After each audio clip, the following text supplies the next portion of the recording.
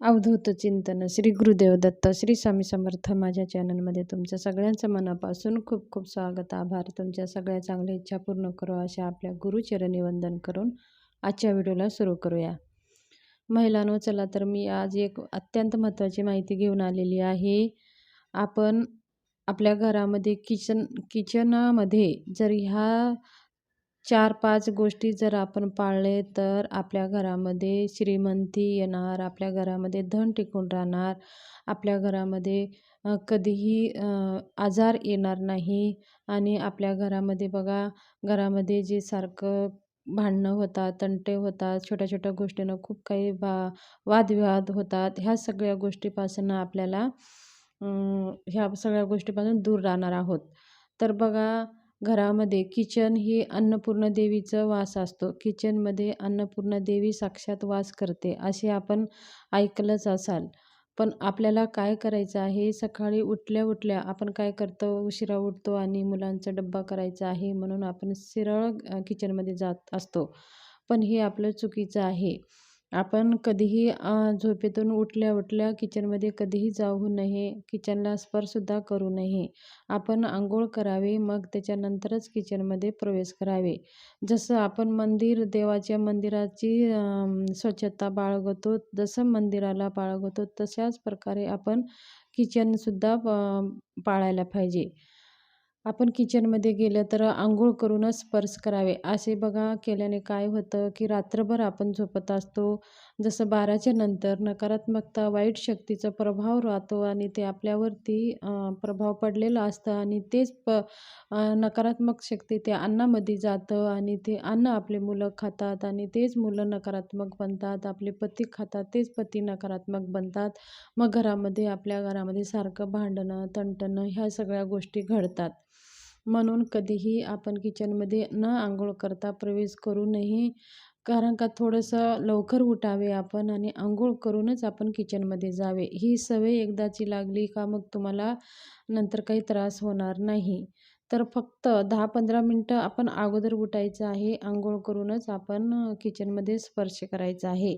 आणि त्याचबरोबर आपण स्वयंपाक करत असताना तुम्ही हे उपाय करून पहा. तुम्हाला किती अनुभव येईल. तुम्ही जे अन्न बनवता ते चविष्ट अन्न होईल आणि जे काही अन्न बनवता ते सगळे जास्त लोक खाऊनसुद्धा ते अन्न उरेल. थोडंसं तुम्ही बनवला तरीही पण त्या अन्नामध्ये बरकती येईल. आता हे उपाय मी सुद्धा करत असते प्रत्येक अष्टमीला, पौर्णिमेला, त्याचबरोबर नवरात्रीमध्ये, मंगळवार, शुक्रवारी काय करायचे आपल्याला, आपल्या जो काही गॅस शेगडी आहे, शेगडीला थोडंसं हळदी, कुंकू आणि 1-2 दाणे साखर आणि एखादी धूप ओवाळून आपण त्या शेगडीला नमस्कार करून तुम्ही स्वयंपाक करायला सुरुवात करून बघा. मग किती बघा तुमच्या अन्नाला चव येते आणि तुमचे अन्न जे अन्न तुम्ही सकारात्मकताने तुम्ही बनवता ते अन्न मुलांच्यामध्ये सुद्धा सकारात्मकता हळूहळू निर्माण होते. मुलंसुद्धा घरामध्ये सकारात्मकता वागायला लागतात आणि घरामध्ये सुख समाधानाचं वातावरण राहते.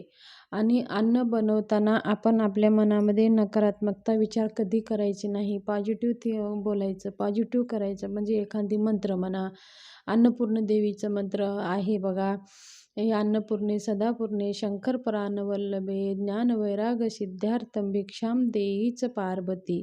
ह्या मंत्राचा जप करत तुम्ही अन्न करून पहा. बघा, तुमच्या अन्नामध्ये किती चविष्ट अन्न तुमचं बनतं. हे मी स्वतः अनुभव घेतलेला आहे. आणि तुम्ही दररोज समजा आता तुम्हाला लक्षात राहत नाही हा मंत्र, अन्नपूर्णे सदापूर्णे शंकर परानवल्लभे ज्ञानवैराग सिद्धार्थं भिक्षां देईच पार्वती. तुम्हाला हा मंत्र जर लक्षात राहत नसेल तर हा मंत्र तुम्ही यूट्यूबला सर्च करा, यूट्यूबला लावून द्या आणि तुम्ही स्वयंपाक करेपर्यंत अर्धा-1 तास ते मंत्र सारखं चालत राहू द्या आणि ते मंत्र तुमच्या कानात पडतात, त्यांचे व्हायब्रेशन त्या अन्नामध्ये पडतात आणि तुम्ही हळूहळू गुणगुणवायला लागता आणि तुमच्या थ्रो ते अन्नामध्ये प्रवेश होतं आणि ते अन्न नसून ते प्रसाद बनतं आणि ते प्रसाद बनलं तर ते किती चविष्ट लागतं हे आपल्याला माहितीच आहे. ज्यावेळेस बघा आपण सत्यनारायण करतो, सत्यनारायण करत असताना जे शिरा बनवतो त्या शिराला कशी चव असते, कारण का त्या भावनेनं आपण बनवतो की तो आपण प्रसाद सत्यनारायण भगवंताला आपण दाखवणार आहे आणि आपल्या मनामध्ये पण तीच भावना असते, हा प्रसाद आहे. मग तो प्रसाद बघा आपण एरवी कधी शिरा करतो खाण्यासाठी, त्याच शिऱ्याला तेवढी चव नसते, पण त्या प्रसादाला तेवढी चव असते. पण ते साहित्य तेच असतं, सगळं सामान तेच असतं, बनवणारे पण माणसं तेच असतात, गॅस पण तेच असतं. फक्त ते भावना आहे, ती भावना ते अन्न नसून ते प्रसाद बनलेलं आहे. त्या भावनेमुळे त्या आपण भावना मंत्र आपण त्याच्यावरती जप केलेला आहे, म्हणून ते अन्न चविष्ट झालं, ते प्रसादच चविष्ट होतं.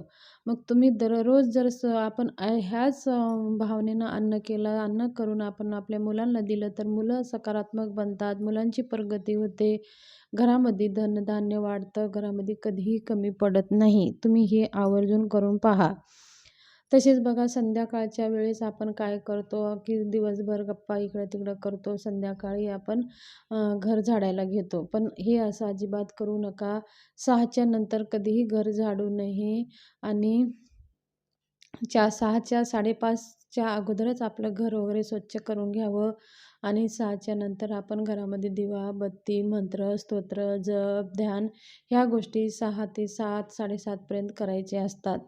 त्याचबरोबर आपण संध्याकाळी जे जेवण करत असतो ते काय करत असतो, की रात्री सगळे भांडे उष्टे भांडे तसेच नेऊन किचनवर ठेवत असतो आणि रात्रभर आपण तसंच झोपी जातो. पण हे सुद्धा चुकीचं आहे. उष्टे भांडे जास्त वेळ ठेवू नये.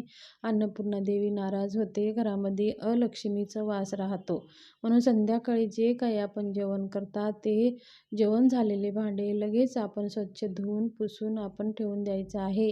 किंवा किमान आता तुमच्याकडे जर मावशी येत असेल, आता आम्ही कसं भांडे धुणार, उष्ट कसं, तर तुम्ही काय करायचं, सगळं खरकटं एकत्र जमा करायचं आणि त्या भांड्याला थोडंसं पाणी खंगाळून एका टबमध्ये भरून अशा बाहेर तरी गॅलरीमध्ये आपण ठेवू शकता. पण किचनमध्ये अजिबात ठेवू नये, कारण का किचन ही अन्नपूर्णा देवीचा वास असतो. अन्नपूर्णा देवी माता आपल्यावर असे खरकटे भांडे बघून अन्नपूर्णा देवी रुष्ट होत असते.